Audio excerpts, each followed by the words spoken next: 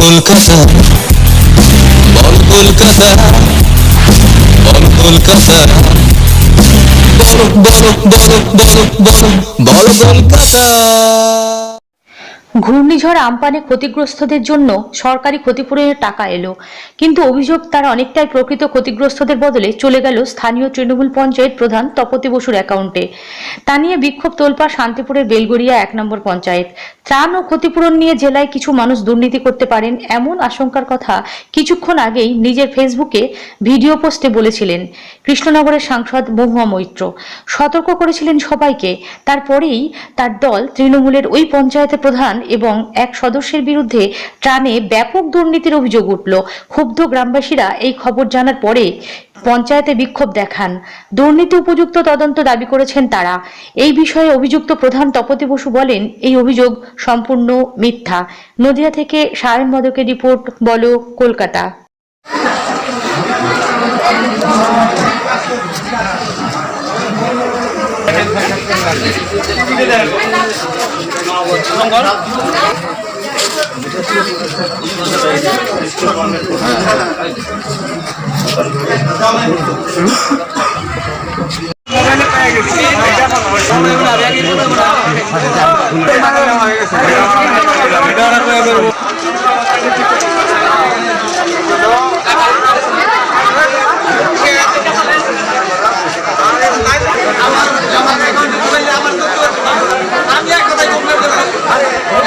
গেলে কি হবে? আমরা মেমোরকে কেন দেবো?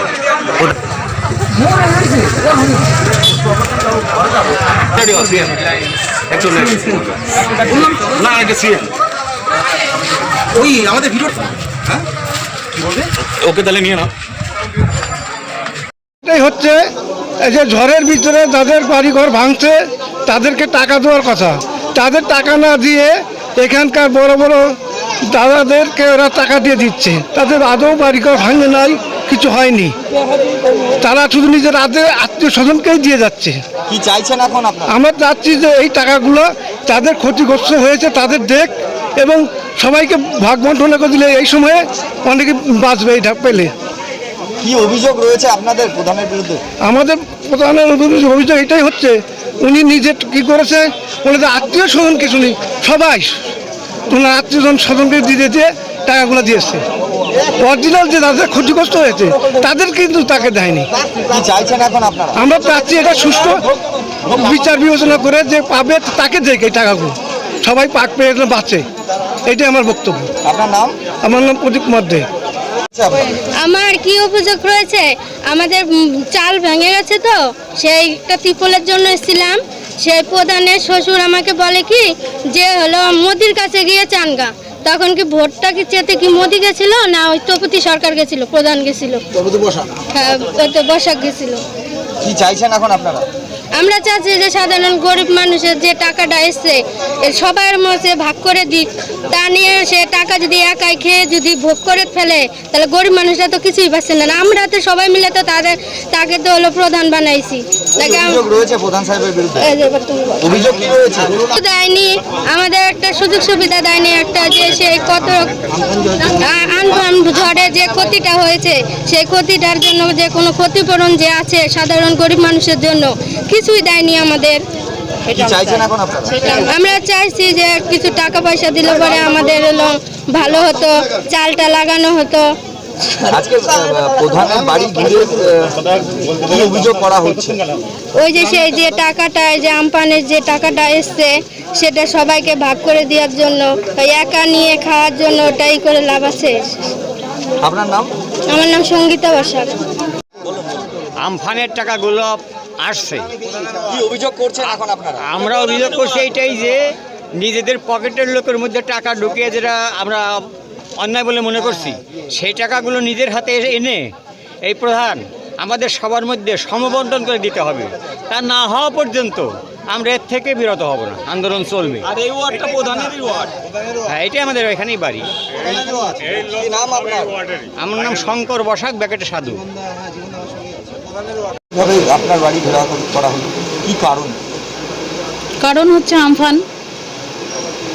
আমফানে ক্ষতিগ্রস্তদের টাকা নিয়ে। যেটা অভিযোগ করছে আপনার বিরুদ্ধে, সেটাকে কি বলবেন? সেটা পুরোটাই ফলস। কারণ আমরা 60টা কোঠা পেয়েছিলাম, আমাদের বেলঘড়িয়া অঞ্চলে 20টা মেম্বার, সবাইকে 3টে করে দিয়ে দেওয়া হয়েছে। এমনকি মেম্বারদের বলেও দেওয়া হয়েছিল যে তোমরা সিলেক্ট করে তোমাদের 3টে যারা ন্যায্যভাবে পায় সেভাবে দিতে। এবং সেইভাবে তারা কীভাবে কি দিয়েছে না দিয়েছে সেটা তাদের ব্যক্তিগত ব্যাপার। এই নিয়ে যারা টাকা পেয়েছে, অন্যান্য পাবলিক নাকি বলছে ওরা পেলো, আমরা কেন পেলাম না, এই নিয়েই সমস্যা চলছে। কি মনে করছেন? কি মনে করবো এখন? মেম্বাররা যদি ওদের না জানিয়ে দিয়ে থাকে তাহলে তো আমার কিছু করার নেই, কিছু বলার নেই আমার এখানে। এত বড় একটা অভিযোগ করছে, সেই অভিযোগের ভিত্তিতে কি বলবেন? অভিযোগের ভিত্তিতে কি বলবো? ওই যে আপনাকে তো বললামই প্রথমে যে আমরা এইভাবে কাজ করেছি, এখন এদের যদি সেটা আপত্তি থাকে তাহলে আমি কি করে বুঝবো যে এদের কি আছে না আছে মনে। আপনার নাম? তপতি বাসা। বেলঘড়িয়া 1-এ? হ্যাঁ, বেলঘড়িয়া 1। জি।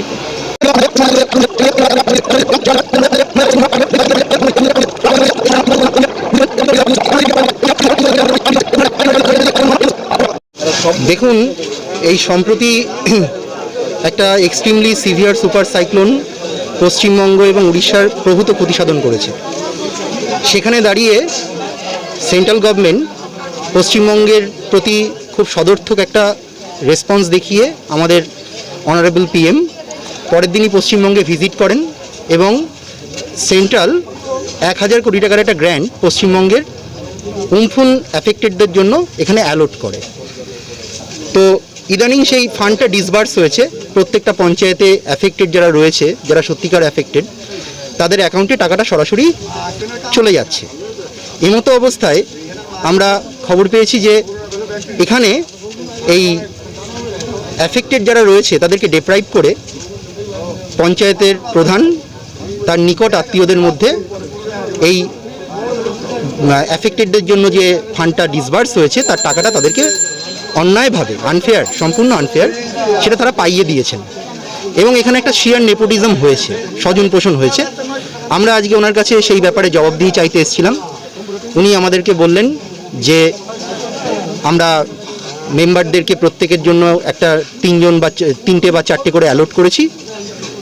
যদি সেখানে কোনো আনফেয়ার কিছু হয়ে থাকে আমরা সেটা পঞ্চায়েতের বোর্ড থেকে মিটিং করব, তাদের মধ্যে আলোচনা করে আমরা চেষ্টা করব যদি কেউ বঞ্চিত হয়ে থাকে তাদেরকে তাদের প্রাপ্য যে ফান্ডটা সেটা যাদের ডিসবার্স করা যায় সেই ব্যাপারে তারা সদর্থক ভূমিকা পালন করবে, এইটুকু আমাদের আশ্বাস দিয়েছে। এবার দেখা যাক, এখানে প্রচুর মানুষ স্বতঃস্ফূর্তভাবে বিক্ষোভে সামিল হয়েছে। আমরা অনেক পরে এসেছি, আমরা খবর পেয়ে এসেছি। তো আমরা ভারতীয় জনতা পার্টির তরফ থেকে একটাই অ্যাপিল করতে চাই, যারা অ্যাফেক্টেড তারা যেন ডেপ্রাইভ না হয়, ফ্রি, ফেয়ার এবং ইকুয়াল ডিস্ট্রিবিউশন যেন সকলের মধ্যে হয়, এটাকে যেন পঞ্চায়েত এই ব্যাপারটাকে এনশিওর করে, এটুকুই আমাদের বলার। আপনার নাম? অভিজিৎ মণ্ডল। আপনি কি? আমি বিজেপির 29 নম্বর জেডপি জিএস। সমস্ত অজানা খবরের আপডেট পেতে আমাদের ইউটিউব চ্যানেলটি সাবস্ক্রাইব করুন এবং পাশে থাকা বেল আইকনটি প্রেস করুন। এছাড়া গুগলে গিয়ে www.bolokolkata.com ওয়েব পোর্টাল চ্যানেলটি সাবস্ক্রাইব করুন।